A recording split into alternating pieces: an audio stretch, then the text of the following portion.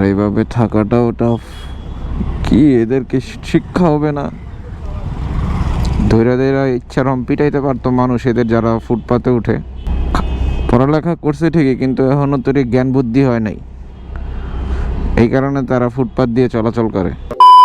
কি অবস্থা ভাই? আশা করি সবাই ভালো আছেন, সুস্থ আছেন। মাঝ রাস্তা থেকে ব্লগটা স্টার্ট করছি, কারণ হচ্ছে এর আগে বাসা থেকে স্টার্ট করছিলাম, যে ভিডিওটা আপনারা দেখছিলেন, যে এই সেন্টারে যাচ্ছিলাম এই এক্সেসরটা সার্ভিসিংয়ের জন্য। ওই দিন তো আর সিরিয়াল মেনটেন করতে পারি নাই, আজকে আবার যাচ্ছি এই বাইকটা নিয়ে। আর এটা যে কবে ঠিক হবে আল্লাহ জানে। সে যাই হোক, এবার আর এর মধ্যে প্রচুর গরম পড়ে গেছে। রমজান মাসের মধ্যে এত গরম অনেক, এই প্রথমই মনে হয় এত গরম পড়তেছে রমজান মাসের মধ্যে। আর এইভাবে থাকাটাও টাফ। কি এদেরকে শিক্ষা হবে না? ধৈরা ধৈরা ইচ্ছারম পিটাইতে পারতো মানুষ এদের, যারা ফুটপাতে উঠে।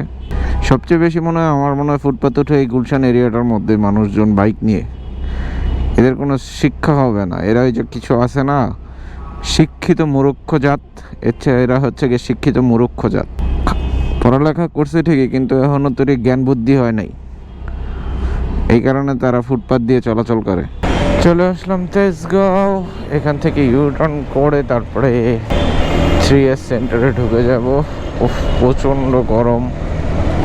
তারপরে ফুল স্লিপ পরে আসছি। নিজের তো একটু যত্ন নিতে হবে, শুধু বাইকের যত্ন করলেই হবে? নিজের যত্ন না নিলে তো বাইকের যত্ন পরবর্তীতে নিতে পারবেন না। অবশ্যই নিজের দিকেও খেয়াল রাখতে হবে। সেই হচ্ছে 3S সেন্টার। ইউটার্ন করেই চলে যাব। যাই গিয়ে দেখি, সিরিয়াল তো দেওয়া আছে। হ্যাঁ হ্যাঁ হ্যাঁ হ্যাঁ, অনলাইন ছিল। ওকে, বুক দেওয়া ছিল। একটাই সো অলরেডি আসছি আমার 3S সেন্টারে। এসে বুক টুক দিয়ে দেন হচ্ছে একটু যাব, গিয়ে এই বাইকগুলো একটু দেখবো, দেখে দেন অনেক সময় লাগবে, ততক্ষণ পর্যন্ত ওয়েট করি। আর সেই সাথে সার্ভিসিং হয়ে গেলে দেন না হয় বের হবো, বাকিটা দেখি কি হয় না হয়।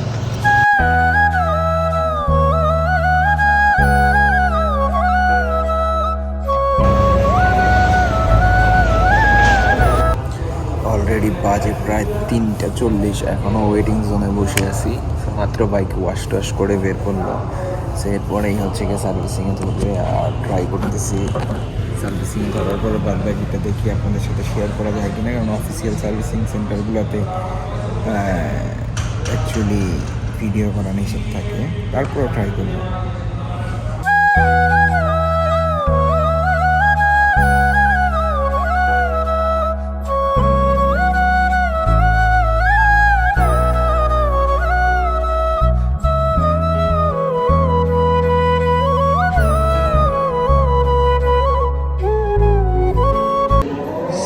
ইফতারের টাইম হয়ে গেছে, আজান দিয়ে দিছে।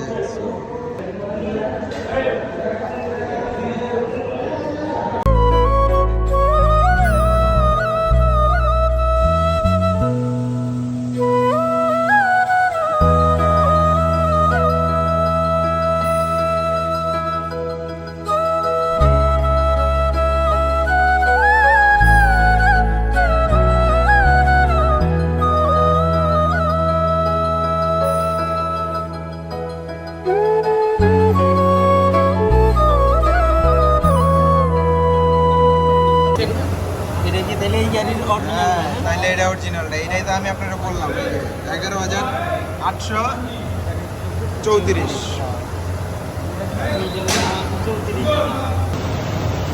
তিনটা ফল্ট ছিল না? আলহামদুলিল্লাহ কমপ্লিট। সো পুরাতন যে জিনিসগুলো ছিল এগুলো নিয়ে নিছি। বাইকটাও মোটামুটি এখন দেখতেও ফ্রেশ লাগতেছে। জাস্ট এখন বিলিং করব আর চলে যাব। 2-3টা পার্টস লাগছে, বেশি কিছু লাগে নাই। সার্ভিসিং শেষ করে তো বের হইলাম। এখন যাব হচ্ছে গুলশান 2 পিঙ্ক সিটি, কামাল ভাইয়ের ওখানে। মিজান ভাই তো আছে ওখানেই। সে গিয়ে বাইকটা বুঝায় দিয়ে, যে পার্টস লাগছে পুরাতন পার্টসগুলো বুঝায় দিয়ে তারপর আমি বাসায় যাব। মোটামুটি এখন একটু চালাইলে তারপর বুঝতে পারবো যে বাইকটা অ্যাকচুয়ালি কেমন ফ্রি হয়েছে বা কী আসল বিষয়। কিন্তু এই জ্যাম যাইতে কতক্ষণ জানি লাগে, আগে জ্যাম থেকে বের হই তারপরে কথা হচ্ছে। শেষে জ্যাম ধাক্কাধাক্কি করে ঢুকলাম হাতির ঝিলে। এডিবি হন্ডা, সে একটা স্কুটার, অ্যাডভেঞ্চার স্কুটার, তো ভালোই লাগে অ্যাডভেঞ্চার কিছু দেখলে। যেমন এটাও একটা অফরোড বাইক, এই টায়ার দিয়ে অফরোড করা যাবে। গিয়ে বাইকটা বোঝায় দিয়ে তারপর চলে যাব বাসায়। ক্ষুধা লেগে গেছে, ইফতারির পরে তার কিছু খাওয়া হইল না।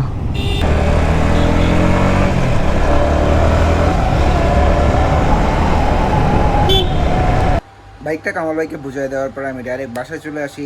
প্রচণ্ড টায়ার্ড ছিলাম, এত গরম ছিল, যার কারণে বাসায় চলে আসি। এইসব খাওয়া দাওয়া করে পুরো ভরপুর একটা ঘুম দিই।